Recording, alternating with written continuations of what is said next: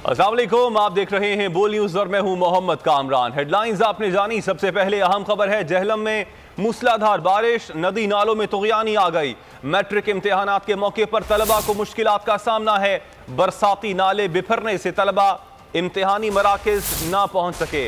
मज़ीद तफसीलात मालूम कर लेते हैं बोल न्यूज़ के नुमाइंदे आसिर फहमीद से। जी बताइएगा। हाँ जी बिल्कुल, ये गुज़श्ता रात से ही झेलम और गिरदोनवा में बारिश का सिलसिला जारी है।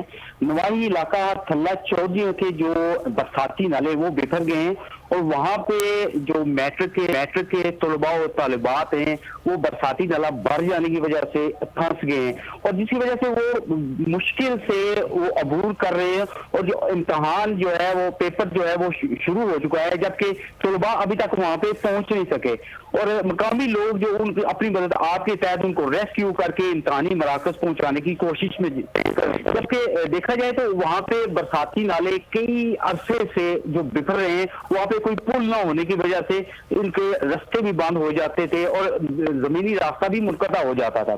तो आज जो सुबह सवेरे जो बारिश हुई है उसकी वजह से वो बरसाती नाले में तुग़यानी आ गई है, जिसकी वजह से वो तलबा और इम्तहानी मराकज का अमला भी जो है एक किनारे पे फंस गया है। वहाँ पे एक पुल तामीर हो रहा है जिसके पुल के जो पिलर हैं वहाँ पे वो तख्ते रख के और बांस रख के जान जोखिम में डाल के तलबा को वो नाला क्रॉस कराया जा रहा है।